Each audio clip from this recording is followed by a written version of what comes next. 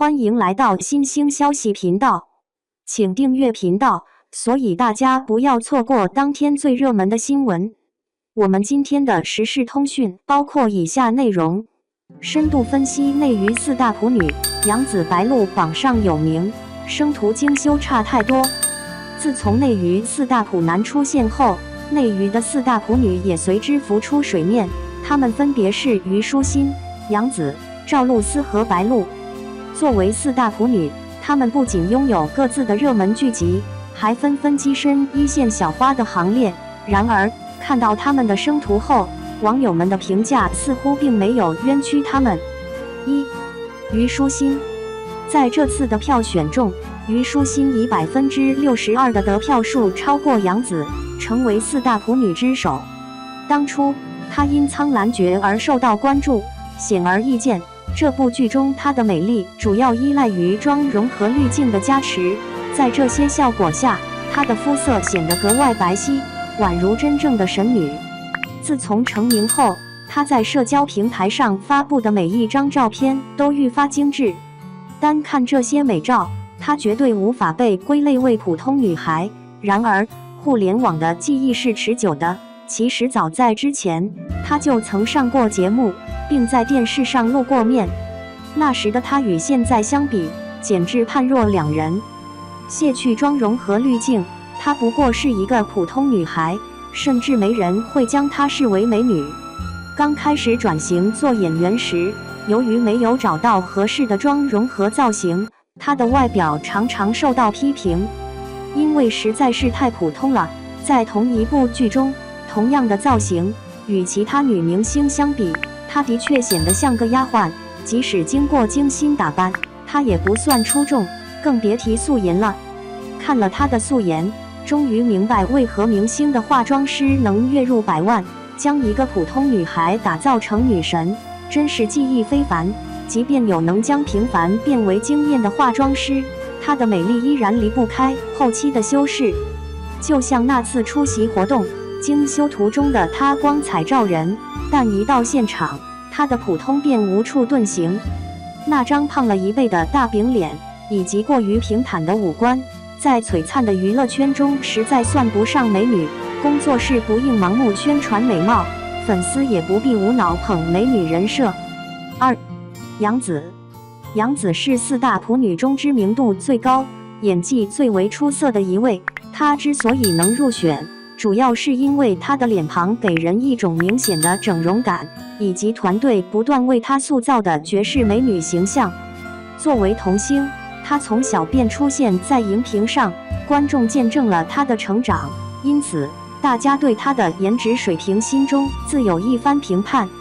小时候的她并不算美，颜值只能说是可爱。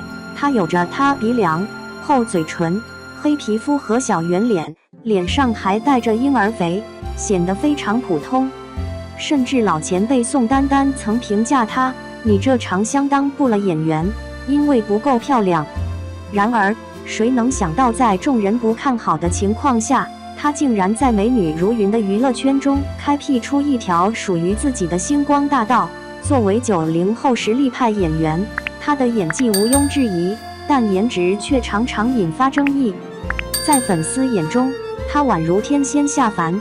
每当工作室在社交平台发布她的精修图时，评论区总是赞美声不断。她所饰演的角色大多是第一美人或绝世美女，精修图中的她确实配得上这些称号，但现实中又是怎样的呢？由于整容，她的脸常常被吐槽僵硬，颜值在内娱中也并不算出众。例如，去年湖南台的跨年晚会上，她盛装出席，却遭到全网吐槽。首先，她的脸显得非常僵硬；其次，因为水肿，她的脸看起来像发面馒头，苹果肌高高耸起，整个脸部线条几乎消失。此外，她的身材也常常受到批评。在排骨精遍布的娱乐圈，她的身材并不算优越。通过精修图的对比，更能看出她的生图有多么普通。今年她已经30岁，但团队仍在努力营造少女感。结果呢？生图一出，简直让人震惊。出道多年，她在脸上的投入可想而知。但即便如此，当她与娱乐圈知名美女古力娜扎同框时，谁才是真正的大明星？答案显而易见。在同一品牌的拍摄中，他们鲜明地展示了美女与普通女性之间的差距。因此，在这次投票中，杨紫以60%的得票率位列第2，足以说明大家对她颜值的看法并不一致。3. 赵露思。赵露思最初以网红身份出道，与众不同的是，她早期因美貌而走红。学生时代的她拥有大大的眼睛和厚厚的刘海，清纯的形象迅速风靡网络。但当时她并没有进入娱乐圈的打算，直到后来，她逐渐爱上了表演。作为演员，她的身高和颜值都曾多次遭到吐槽。和大多数明星一样，她的美丽离不开精修和包装，没有了后期的美颜，她的真实颜值暴露无遗，尤其是那张大脸，更是无处可藏。当大家看了她活动现场的直播截图，在与工作室的精修图和对比后，着实令人惊讶，一个人竟然能有3种面孔。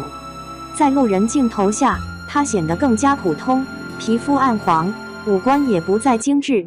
尽管如此，她的工作室仍然不遗余力地为她塑造大美女的形象。然而，精修图与生图的差异如此明显，她真的不觉得尴尬吗？明明在现实中脸大身材粗，精修图却瞬间显得纤细，不得不佩服她工作室的后期修图能力。最搞笑的是，她曾与张大大撞脸。众所周知，张大大与美丽无缘，撞脸张大大的赵露思又能有多美吗？去年，她因《星汉灿烂》一炮而红，剧中她的角色被3个优秀的男人追求。可看看她这清汤寡水的长相，真的很没有说服力，连其他女配角都比她好看得多。尽管如此，她出道时还敢自称是赵丽颖的接班人。然而，无论是颜值还是演技，她有哪一点能与赵丽颖相提并论？4. 白鹿。不久前，一部热播剧《长月烬明》引起了广泛关注，而剧中的女主角白鹿也因此入选了4大普女的名单。这部剧在热播期间引发了关于女主和女二谁更美的争议。虽然陈都灵在娱乐圈并不是那种一眼惊艳的类型，但她清纯的形象却赢得了不少粉丝的喜爱。通过2人的对比，可以发现白鹿被称为普女并非无的放矢，要成为众人瞩目的明星，优越的外在条件是必不可少的。例如，陈都灵身材高挑，四肢纤细，哪怕只是一个侧面，便能看出她的美丽。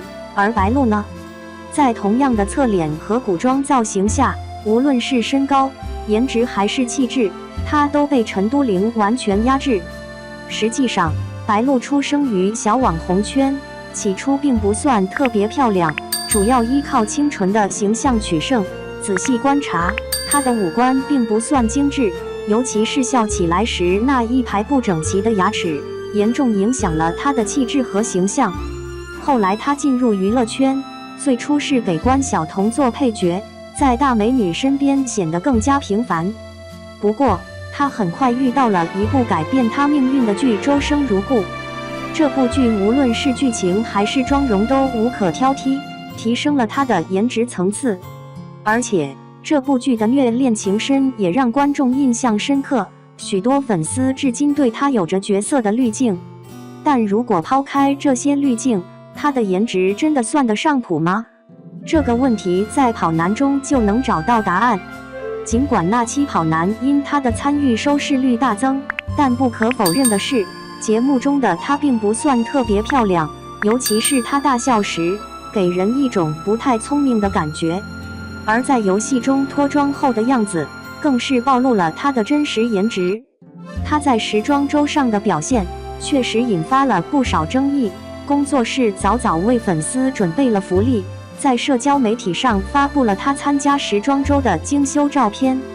照片中，她扎着辫子，穿着蓝色卫衣，面带微笑，宛如一位大美女。看到这些精修照，大家对她充满期待。然而，当她出现在走秀台上时，那个身材魁梧、打扮朴素的女子，真的和照片中的她是同一个人吗？她的运动服不仅让她失去了气质，身材也显得五五分，与工作室发布的精修图相比，这简直是照骗。此外，她还有一个明显的缺陷，就是发际线后移。从照片中可以看出，她的发际线完全依赖后天修饰，这样的形象，难怪她被归入普女行列。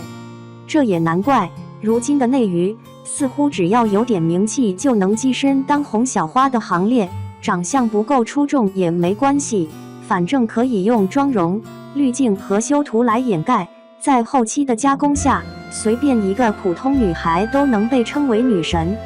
不知何时起，内娱的审美竟然变成了这样。如果放在20年前，在那些真正绝世美人当道的年代，她们根本没有出头之日。